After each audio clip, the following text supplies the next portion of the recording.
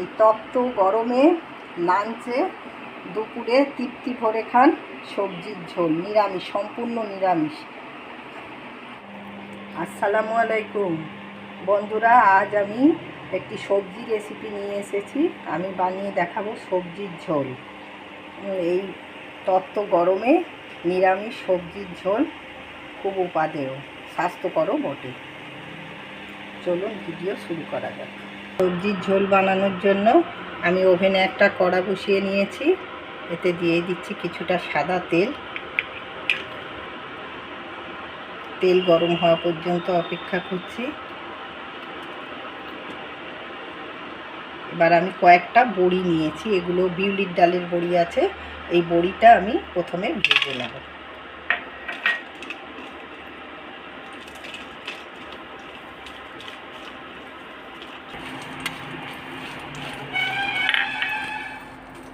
বড়িটা আমি লাল লাল করে ভেজে নিচ্ছি।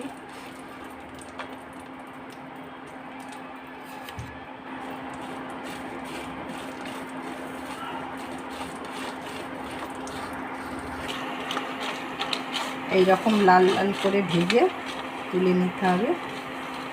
আমি এবার বড়িগুলো তুলে নিচ্ছি, ভাজা হয়ে গেছে।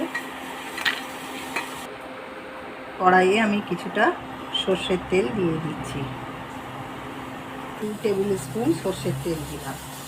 বানানোর জন্য, সবজির ঝোল বানানোর জন্য বেগুন কেটে নিয়েছি, পটল, সব সবজি একই রকম পাতলা করে কেটে নিয়েছি। পটল নিয়েছি কিছুটা ডাঁটা, সজনে ডাঁটা নিয়েছি, ঝিঙে একটা নিয়েছি। ঝিঙেটা খুব নরম জিনিস বলে এটা একটু মোটা করে কেটেছি। এই পেঁপে এরকম পাতলা করে কেটে নিয়েছি। এইটা রাঙালু আছে, আর এমনি যে রেগুলার আমরা আলু খাই ওই আলুও আছে এখানে। তেল আমার গরম হয়ে গেছে, এবার আমি সমস্ত সবজি দিয়ে দেবো।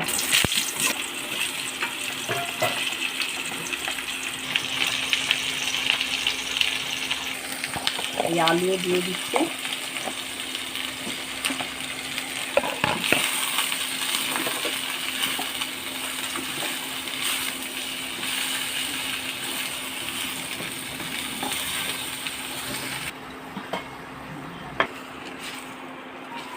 এই আমি মিনিট 2 ধরে লো আঁচে সবজিগুলোকে সাঁতলে নিয়েছি। আমি প্রয়োজন মতো নুন দিয়ে দেবো। তরকারিতে যেটুকু নুন লাগে স্বাদ মতো নুন দিয়ে দিলাম। আর এই তরকারিতে হলুদ খুব কম পরিমাণ লাগে, 1/4 টিস্পুনের চেয়েও কম আমি হলুদ দিলাম। এটা মিলিয়ে নিচ্ছি, নুন হলুদটা মিশিয়ে নিচ্ছি।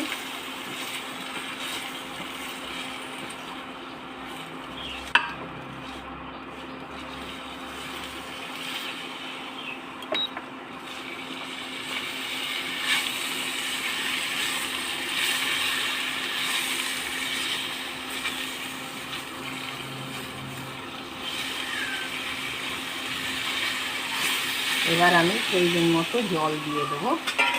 এই গরম জল আমি দিচ্ছি। যে যেরকম ঝোল খেতে চান সেইভাবে জলটা দেবেন। সব সবজিগুলো সেদ্ধ হবে এবং একটু ঝোলও থাকবে।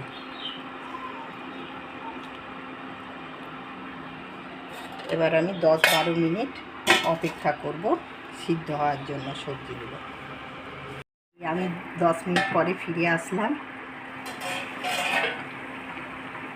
সবজিগুলো সিদ্ধ হয়েছে নাকি দেখে নিচ্ছি। আলু সিদ্ধ হয়ে গেছে।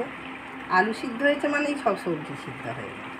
এবার আমি কয়েকটা আলু আর মিষ্টি আলু তুলে নেব, নিয়ে এগুলোকে একটু ম্যাশ করে তরকারিতে দেব। তাতে কি হবে, তরকারির ঝোলটা গাঢ় হবে, পাতলা থাকবে না, খেতে সুস্বাদু লাগবে।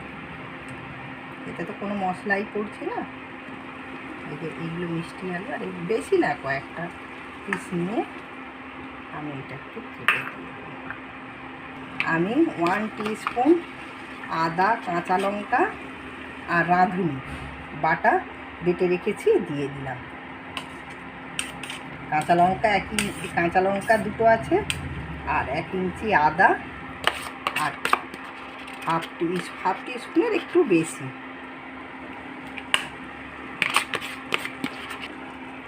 রাঁধুনি বাটা দিয়ে দিলাম। এবার আমি এইগুলোকে একটু ম্যাশ করে নিয়ে ওই তরকারিতে দিয়ে দেবো, তাতে তরকারির ঝোলটা একটু গাঢ় হবে। এই যে আমি ম্যাশ করে নিয়েছি, এখন এইটা আমি দিয়ে দিলাম।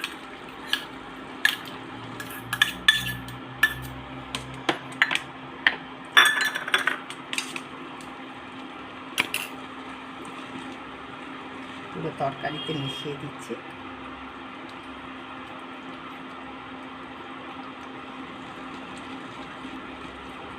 মিষ্টি আলুগুলো, এই যে ঝোলটা ঠিক এইরকম হবে। আপনারা যদি ঝোল বেশি না রাখতে চান ঝোলটা মেরে দিয়ে, তবে ঝোলটা খাওয়া উপকার, তো সবজির ঝোল খাওয়া উপকার। আমি দিয়ে দেবো 1 টিস্পুন চিনি দিয়ে দিচ্ছি। আমার চামচ ছোটো বলে দুবার দিতে হবে। এবার আর একবার আমি ভালো করে ফুটিয়ে নেব। এই 1 মিনিট আমি ফুটিয়ে নিয়েছি। এবার এই বড়িগুলো আমি হাতে একটু ক্রাশ করে নিয়ে দিয়ে দেবো। ক্রাশ করে দিলে টেস্টটা ভালো লাগবে বেশি, গোটা দিলে অতটা স্বাদ আসবে না।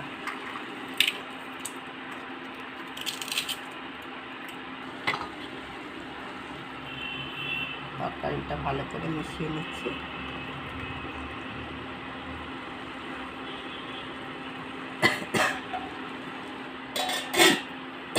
সেকেন্ডের মতো ফুটিয়ে নেব। বড়িটা আমার খুব ভালো তাড়াতাড়ি গলে যায়, যার জন্য আমি শত শেষে বড়িটা দিলাম। 30 সেকেন্ড আমি ফুটিয়ে নিয়েছি। এবার এই 3টে চিরা কাঁচা লঙ্কা দিয়ে দিলাম।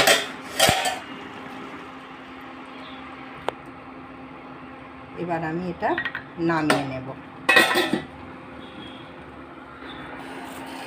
সবজিটা আমি অন্য পাত্রে ঢেলে কড়াটাকে রাফলি ধুয়ে নিয়েছি।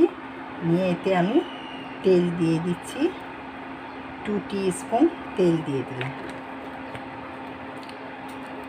গরম হয়ে গেছে, এই একটা আমি তেজপাতা দিয়ে দিলাম, আর 1/2 টিস্পুন কালো জিরে দিলাম, 1/2 টিস্পুন রাঁধুনি দিয়ে দিলাম। এবার এর থেকে সুন্দর গন্ধ আসা পর্যন্ত আমি একটু ভেজে নেব।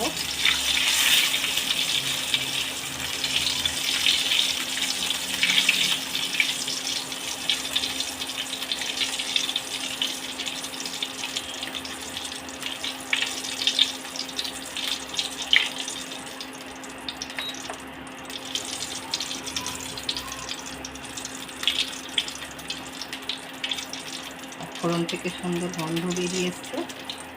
ফোড়নটা আমার ভাজা হয়ে গেছে। এবার আমি সবজিটা ঢেলে দিচ্ছি।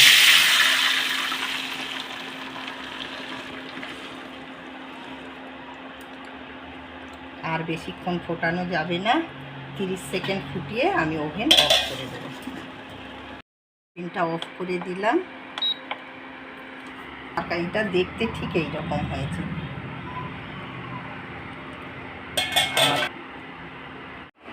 এই আমার সবজি নিরামিষ ঝোল রেডি টু সার্ভ। রেসিপি ভালো লাগলে একটি লাইক অবশ্যই দেবেন, বন্ধু বান্ধবদের মধ্যে শেয়ার করবেন। আমার চ্যানেলটি সাবস্ক্রাইব করে পাশে থাকার অনুরোধ জানাচ্ছি। আসসালামু আলাইকুম। আজ বিদায় নিচ্ছি, আবার অন্য রেসিপির সঙ্গে দেখা হবে ইনশাআল্লাহ।